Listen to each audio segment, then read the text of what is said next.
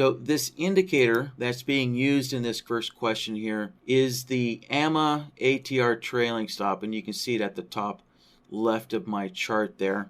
And the AMA indicators, the AMA indicators here, let me open up the indicator list here. So that comes from Lizard Indicators. So you can see there's a folder here right at the top of the indicators windows called Lizard Indicators. So that's where all these AMA indicators come from, is from Lizard Traders, or I'm sorry, Lizard Indicators. Yeah, so if you want to find those indicators, then you can go to lizardtrader.com and go into their download section. And you'll see the ones that I use in the workshop are only, the quote free indicators. Just note that there is a one-time membership fee for Lizard Trader.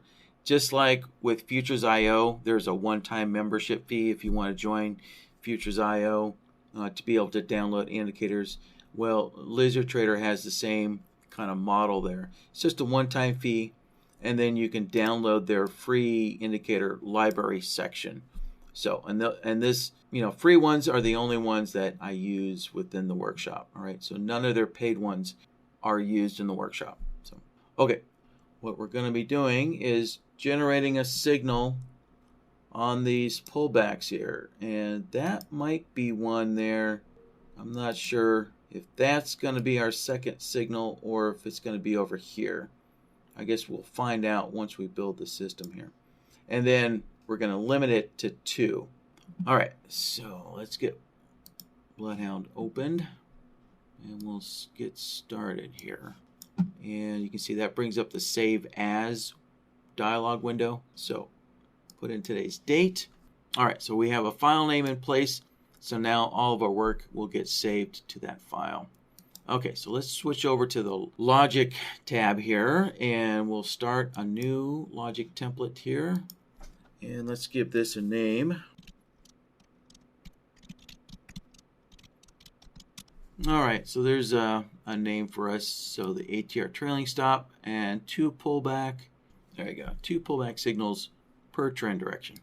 Well, the easiest part, the easiest component is detecting right when the high or the low of the bar. Let's see, do we have an example?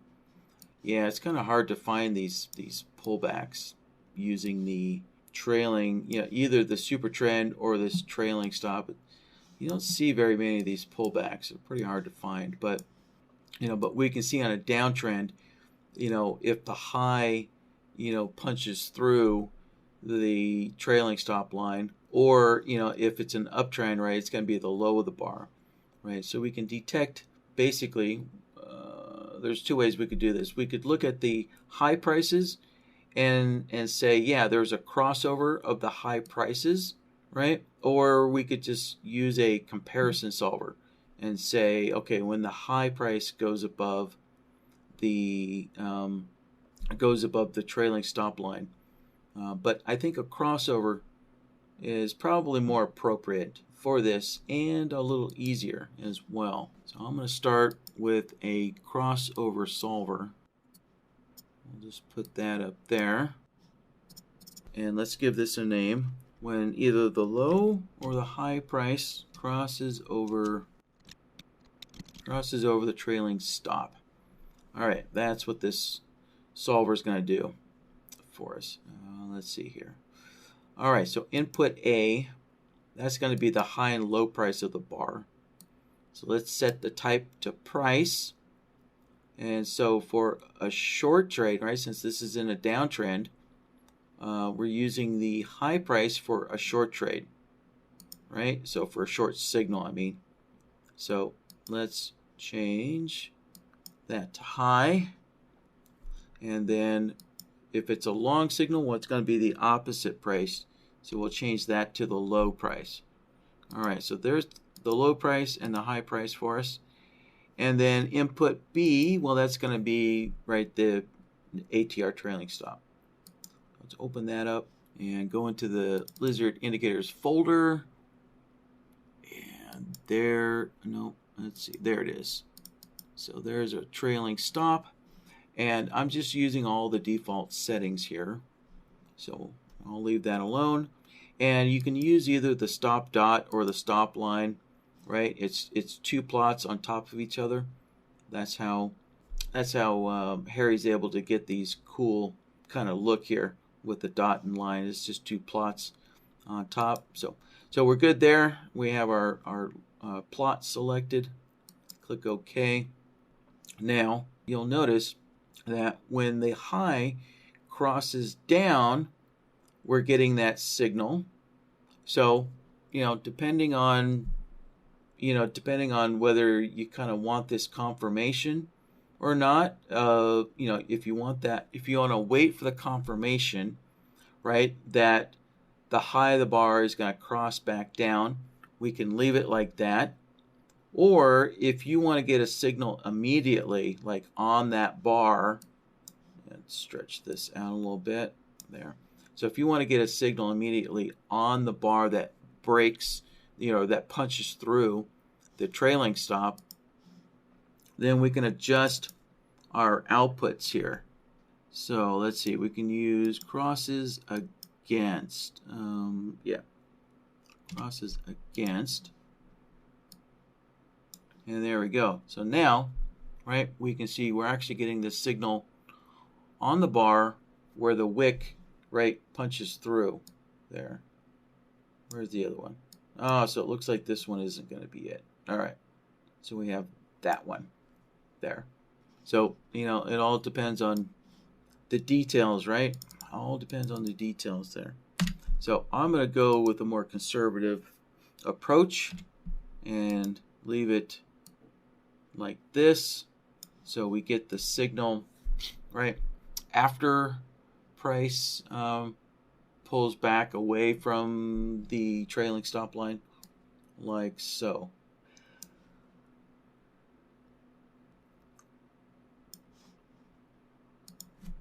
All right, and now I'm going to circle the third one. So luckily, we actually have a third signal here, which is perfect. So so we want to eliminate this third signal there. And actually, let me do it this way here. There. So that triangle marks the signal that we want to get rid of. That would be the third one in this downtrend. There. All right, so there's our main signals. And let's see.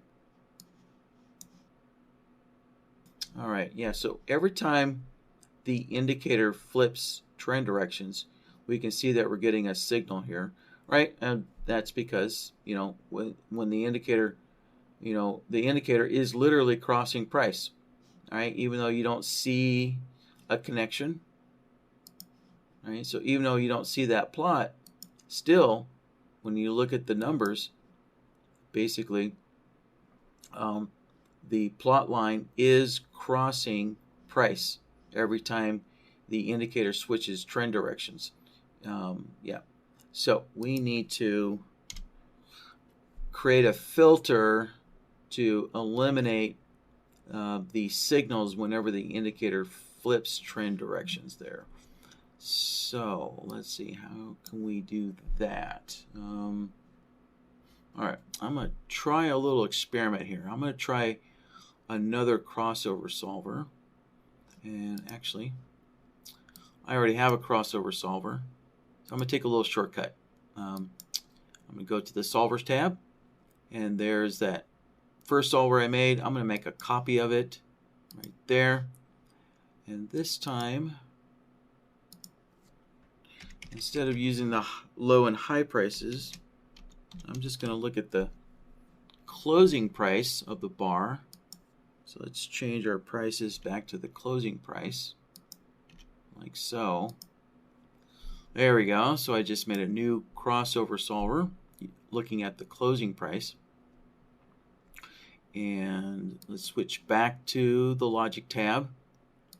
And under Solvers Existing Nodes, there is that new solver I just made using the closing price of the bar. And now with this new solver, let's see.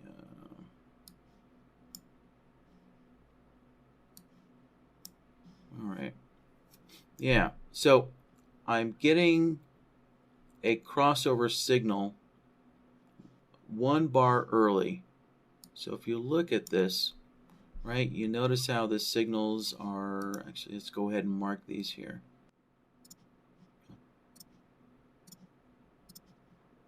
There. All right, so I've got the dots marking them.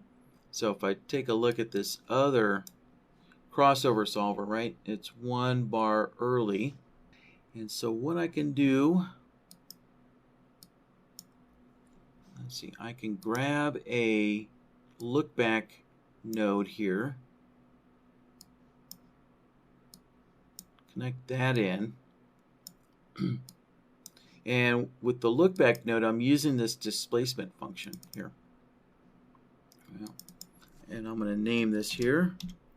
So I'm using the displacement function, and so now if you look at the signals on my chart, now they match up with the dots, right? So I just shifted the signals over 1 bar. And I can use this signal to cancel out, let's see, yeah, I can use it to cancel out the unwanted signals from this crossover solver. And the way I can do that is I need one more solver. So I need to invert the output, right? So when you invert, you make a complete opposite,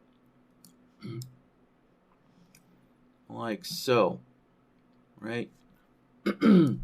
So now we can see basically this inverter, right, is generating a whole bunch of long and short, and right on the, you know, on the crossovers here with the dots, right, we can see that the long output's missing and the short output is missing, right? So that's critical there. The long output's missing there and the short output is missing there. And if we look at the other solver again, right, we want to get rid of that long output there and get rid of that short output there. So I can move this back. And now if I take a AND node,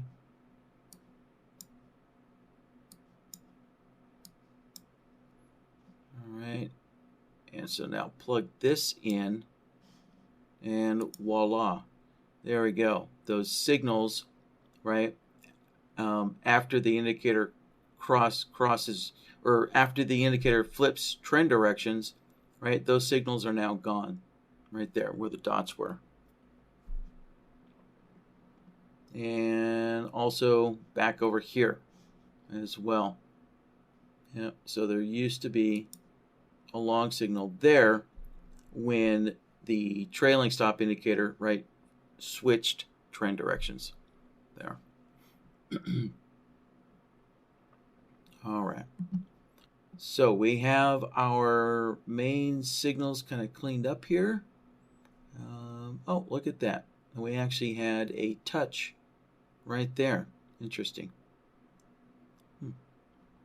So just barely. So price apparently had just broken the trailing stop just by a fraction of a point, or fraction of a tick probably. All right, so here's our main signals all nice and cleaned up. So let's name this AND node here. All right. There, so that's our pullback signals from right there. And so now we can move on to limiting the number of signals of 2 per trend direction. There. So to limit something or to count something, we can use the signal counter to do that, right? So as the name implies, the signal counter is designed to count something. So let's say you want to wait for the third occurrence of some condition, right? You can use the signal counter, to count up to three occurrences, and then the signal counter will give you an output when it counts that third occurrence of something, right? But in this case, we're going to count to 2 signals, and let's see, actually we're going to count to 3 signals, and we're going to use the signal counter in an opposite fashion. So the signal counter is going to be counting up to 3 signals, but we're going to use the signal counter to actually allow the first 2. So while the signal counter, as long as the signal counter has not counted three of these pullback signals, so as long as it has not counted 3, then that will allow the signals to get through. But if the signal counter does get to a third pullback signal, then we're going to use the signal counter to actually block that third occurrence, that third pullback signal there. So we're going to be using the signal counter in the opposite fashion it was designed for. And so the way we can do that is by using the correct output, right? So you can see here it says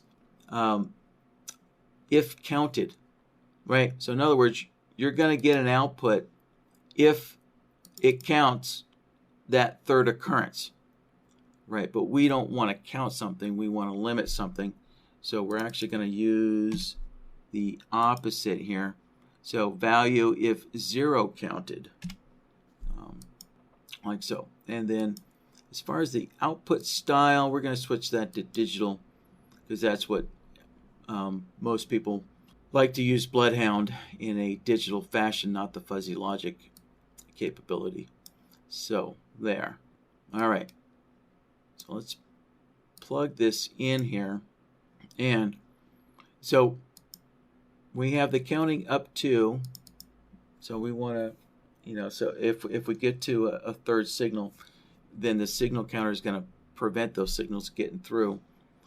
And so the next setting is the look back period, right? So, so we have to tell the solver how far back are you allowed to look, right? So probably 100 bars should be enough. That should be plenty. Let's see here. And actually maybe 100 bars is too much. Actually, let's knock that down even further. Let me knock that back up. Oh, okay. Sorry. I can leave that. I think I can. Yeah. There we go. So it was working. Okay, great. So, yeah, I'll leave it at 100. I just wasn't looking at this correctly. So let's pay attention to this right here. There, we'll put a marker on that so we can see, right, where this vertical line is. The short output turns off. So when this short output turns off, we can use that no output to prevent this third signal from getting through, right? Prevent that third signal from getting through. And so to do that, we need another AND node. So we're going to take the raw signals. All right, so there's the raw signals, right? So there's 1, 2, and 3 signals there. And so now once we take the signal counter, plug that in, right? And there we go, that third signal disappears. Right? So let's look at the signal counter again, so we can make sure that everybody understands how this is working. So we're using the zero count. So I guess technically it's not a zero count, but what this means is this is the opposite output as if counted. So here, let's switch this. So this is the normal mode that the signal counter works in, right? So normally when the signal counter does get to that third signal or that third occurrence, right, the signal counter then turns on, right? And so we can see the signal counter is now turned on, right? And so as long as the signal counter can find 3 signals within the last 100 bars, right, then the signal counter turns on. So remember that look back period is 100 bars, so I don't know, maybe I need to knock it down to 50. So yeah, there we go. So yeah, so if I knock it down to 50, right, it does limit how long the signals go on for, but but just to be safe here, we should probably leave that at 100 just to be safe, right? And so this entire time, finally when we get to here, when we get to actually this bar here where my cursor's at, right, from this bar where the cursor's at, looking backwards on the chart, when we get to this bar looking backwards up 100 bars, that is when there's no longer 3 signals that can be counted within that 100 bar look back. So again, this is just an explanation of how the signal counter works on its normal mode of operation, but we want the opposite of this, right? So if we're going to use the signal counter to block signals, then we want the opposite output. And basically the zero count gives us that kind of opposite output. So let's set that back there. There we go. And now what we need is a reset. So let's take a look here. Yeah. So we need to turn off the signal counter, or basically what we call is reset. We need to reset the signal counter. And that's because, look at here, we're now in a downtrend, right? The trailing stop is now in a downtrend. And if there were any pullbacks, those signals would have been blocked because of the signal counter, right? If we scroll back, the signal counter has to have a short output in order to allow short signals to get through. And so back here, right back here, we can see, right, the short outputs are missing back here. So we need to reset that signal counter when the trailing stop indicator flips directions there. And we can do that. Scroll this out here. So we can do that by using, let's see here, we have, we've got 2 solvers here that we can do that with. Let's see, I'm going to use this solver here, this crossover solver that we built earlier that looks at the closing price.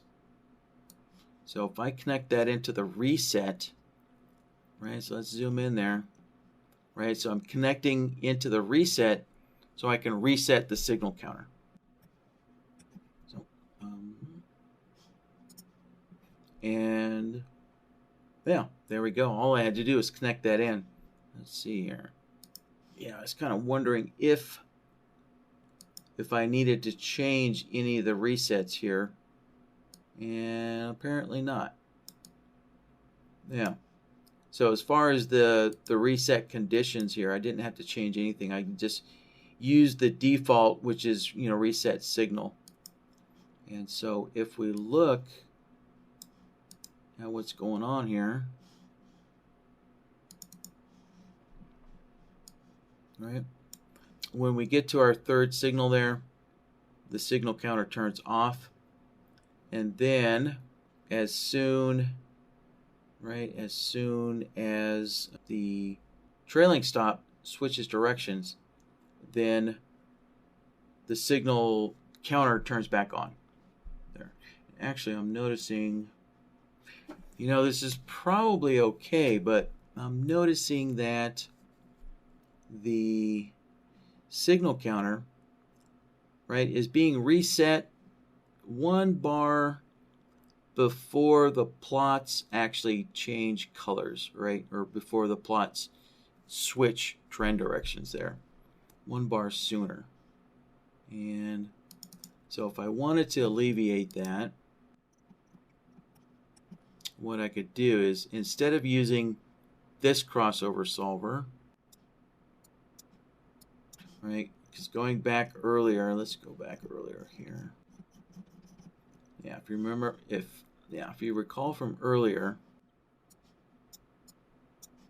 right, the crossover solver that uses the closing price, it does generate a signal before the plots actually change color. However, the other one up there, right, that one actually generates a signal on the bar where the plots switch colors and switch directions.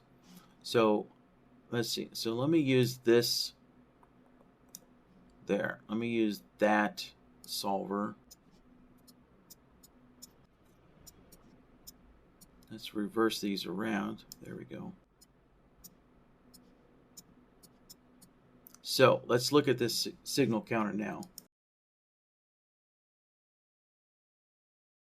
Let's see. Yeah, that's right. So this solver is giving us an output signal in the opposite direction. So let's take a look.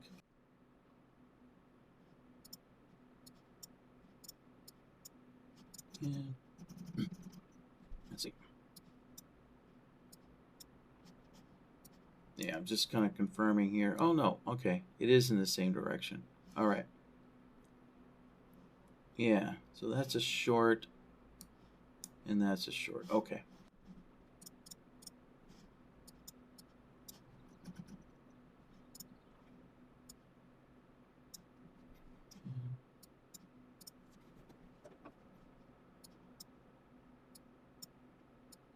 Oh, right. Yeah, okay. So, yeah, I can't use this crossover solver. Let me zoom in here. Right, so remember, so this crossover solver is actually generating the pullback signals. So, yeah. So what happened was the third pullback signal, right? If I'm using the crossover solver that's actually generating the pullback signals, well, when we get to the third pullback signal, well, that is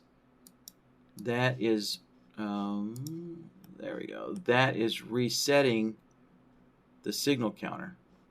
So yeah, so we can't use that one. Yeah, we can't actually use the pullback signals to reset the signal counter. So, all right, that was an oversight. So let's disconnect that. We'll put that one back up there.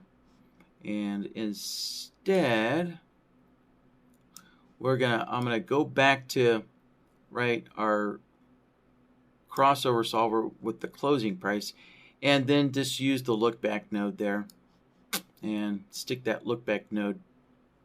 Remember, the look back node shifts the signal forward one bar, so it basically puts in like a 1 bar delay. And so now let's look at let's look at this signal counter now. So, right, so I have the crossover solver, and then I'm using the look back node to delay that signal by 1 bar. And so now, there we go. So now when we look at this, so remember the white line is where the signal counter used to turn back on, or reset basically, I'm sorry, reset. But now the signal counter is resetting 1 bar later, right? 1 bar later. So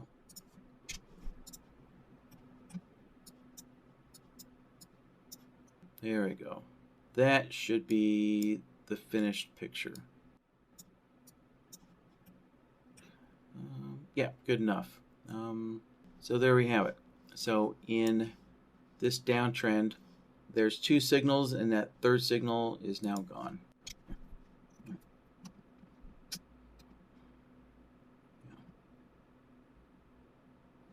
All right, so there is 1, 2. Yeah, it doesn't look like we have 3 touches on this uptrend, but we do have an erroneous long signal there. Interesting. Yeah, so let's kind of break this down and see why do we have a signal right there.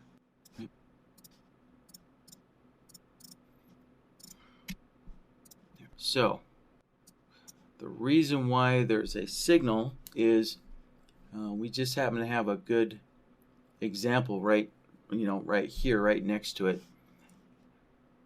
So remember, we're using a crossover solver. So if you draw a line from the low price to the low price, right? Well, the low price is crossing up, right? So when the low price crosses up, crosses the trailing stop line or plot, trailing stop plot, when that low price crosses up, right, that we get that long signal. And if we connect these low prices right there, same thing, right? Now, of course, a plot line is a plot line. So just because it's colored red doesn't mean that the software somehow magically knows that this red line is different than that blue line, because it's not.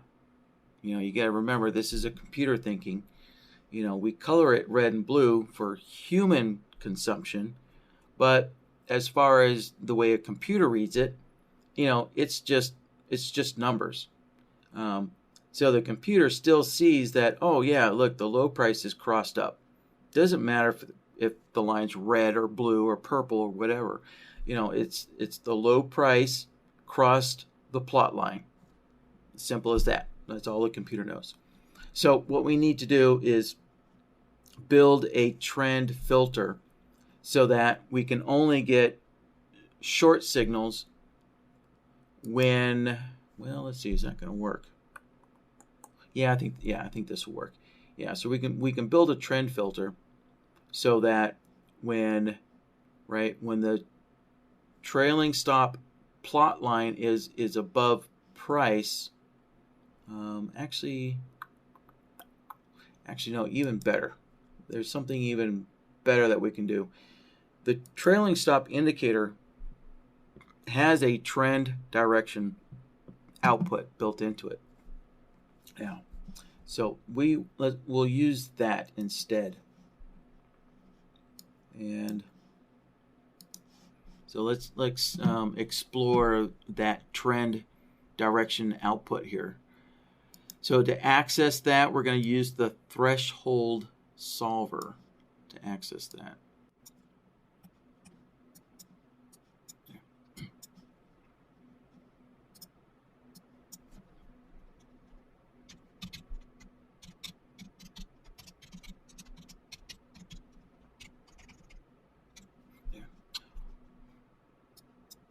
So let's plug in the trailing stop indicator. So go back up to lizard indicators, and then there it is. Oh no, wrong one. There you go. There's our ATRTrailingStop. And down here, right, there's a data series called trend. So this is a data series. I was thinking it was going to be a bull series.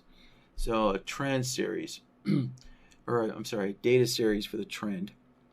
So this is a data series, meaning it's going to be numbers. So it could be a negative number or a positive number. So my guess, the thing is about data series is you can't actually see those numbers. So they're just like a plot, but they're invisible. You'll never be able to see them on the chart. It's a way for one indicator to communicate with another indicator without plotting on the chart. So my guess is, knowing Harry, he's a good programmer. When the trailing stop is in a uptrend,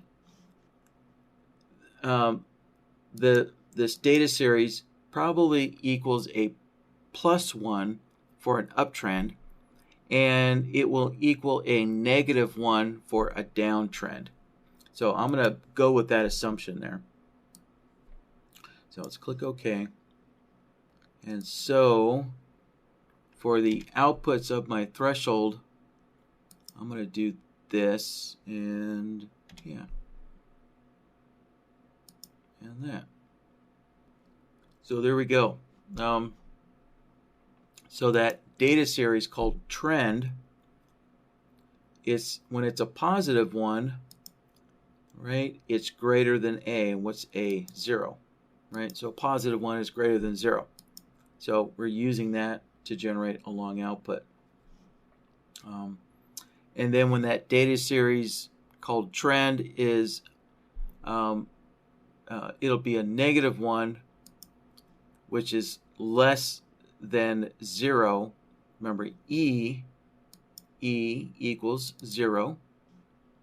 So when that data series is a -1, then that means we're in a downtrend. Now you'll notice that the trend actually flips directions before the plot line does. So what we'll do is we can use the displacement actually built into the indicator input. So I can set my displacement to 1, and there we go. It shifted everything forward 1. Right? So this displacement for the indicator input, right? This displacement is the same thing as the look back node. So remember, the look back also has a displacement, right? And we have it set to 1 because we're using that displacement. So just pointing out that little tip there. Just pointing that out as a tip. So there we go. So we actually have a trend kind of filter now using the indicator itself. So if we shrink this up, there we go. There. So we're getting a long output when the indicator is blue or in an uptrend, right? And then a short output when the indicator is in a downtrend or red. And so now we can use this trend filter here. And let's put that over there. Let's see, where's our problem? Here we go. So there's our problem signal. So now if I connect that in like so, and there we go. That signal there, that problem signal just went away. So there we go. So we fixed that problem as well. So let's see what else we have here.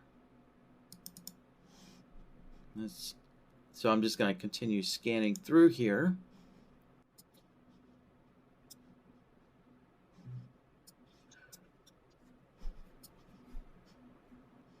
Yeah, we don't get a lot of pullback signals using the default indicator settings. So maybe with some adjustments, there might be some more pullback signals. But I'd like to see if I could find another area where there's possibly 3 pullback signals, or 3 pullbacks.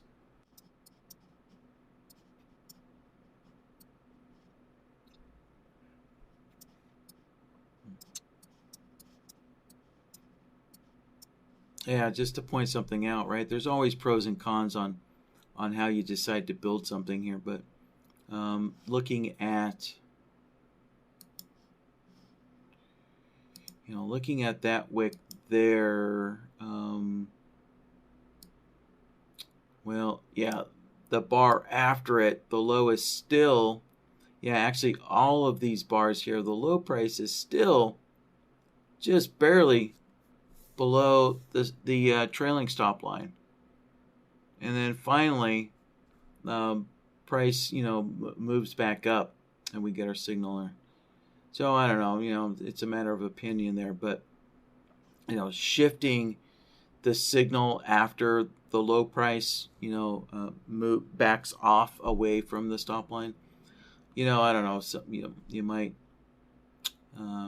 consider that, a pro, or in this situation, you might consider it a con. But just to kind of point that out.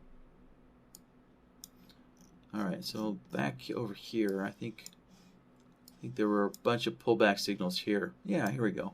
Great. So there's clearly 3 pullback signals, and that third one is missing. So perfect. That is what I wanted to confirm right there.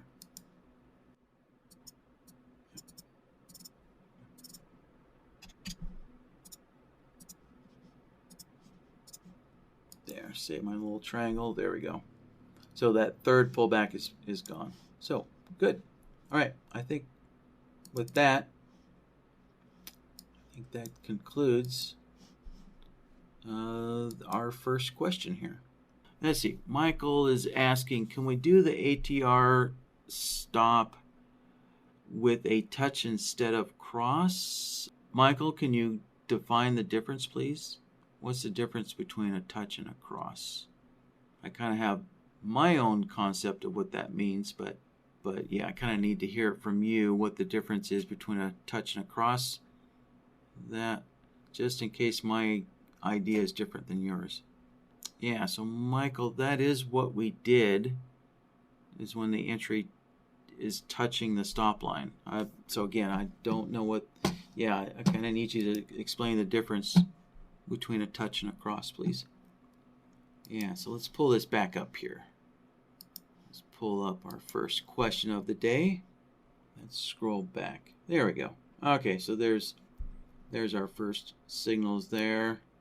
All right, so to most traders, whenever the wick, a touch is when the wick, basically is touching the plot line, just like so. So it was kind of mentioned earlier. If we do adjust this crossover solver, remember this guy on the top here, this is the one that is generating the main touch signal.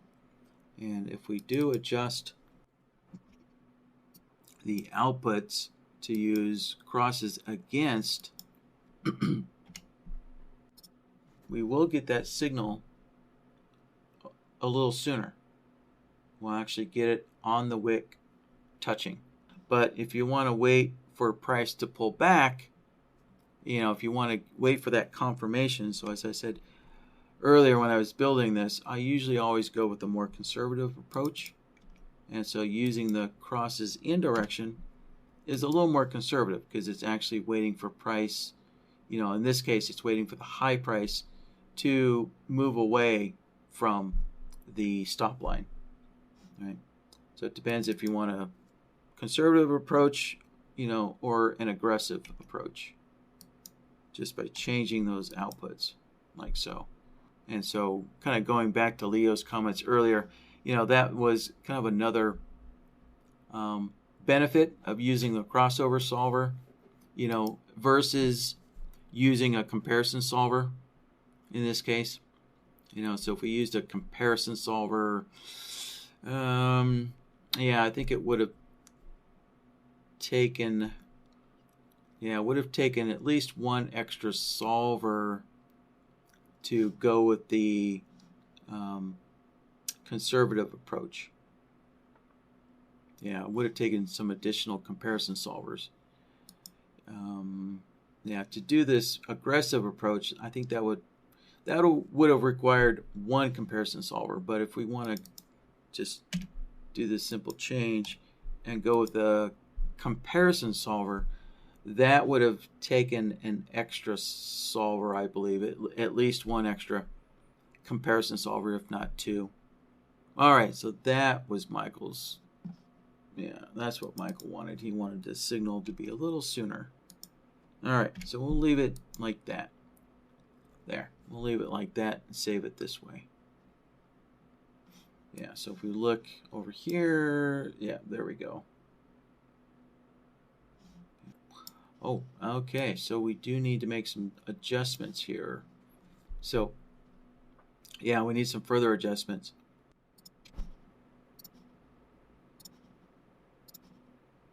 There, so we need to get rid of those trailing stop, trend switching direction, kind of crossover signals, right? We need to get those crossover signals there when the trailing stop indicator switches trend directions. See, so to do that, I think that'll be a simple change as well.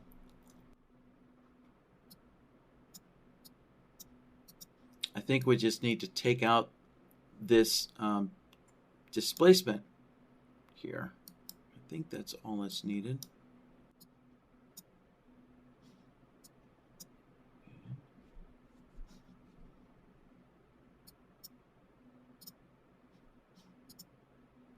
Oh, actually just disconnecting it. Okay. Let's see. Oh, no.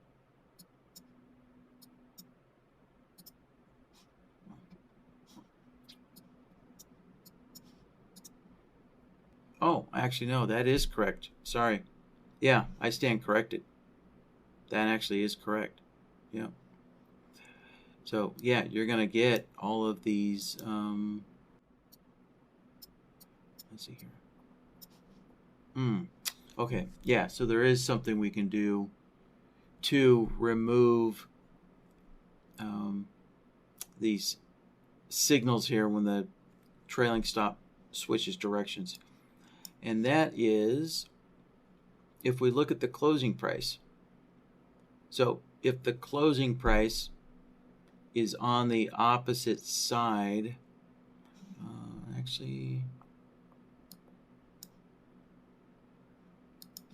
or maybe, there we go.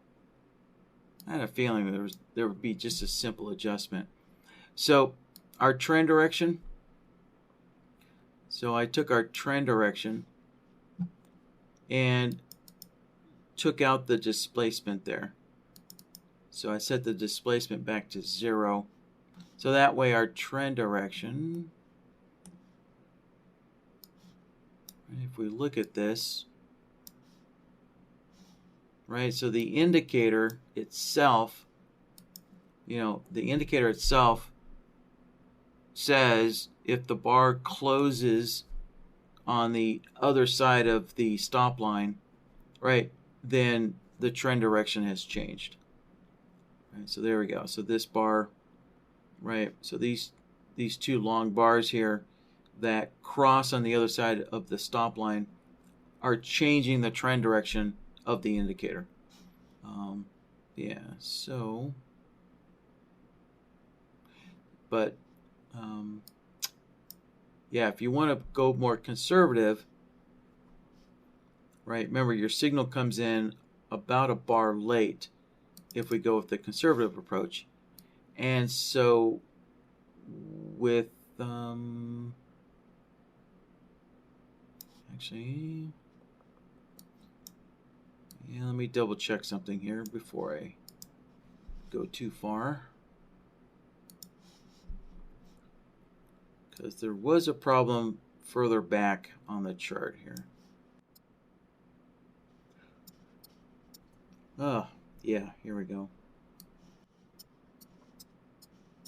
Yeah, so further back here. Well, okay, yeah, that would be correct. Yeah, so that would be a correct signal. Yeah, so that's not a problem anymore. Yeah, we're getting the signal 1 bar sooner. Yep, than with the conservative approach. Okay, so yeah, so that becomes correct now.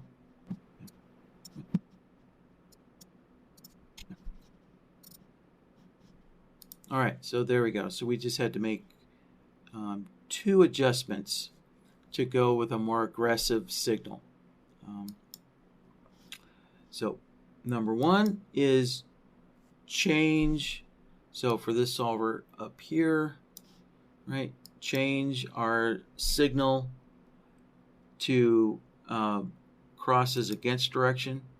Turn that output on. And then with our trend direction solver, I set the displacement back to 0. All right, so there we go. We've got it all adjusted now.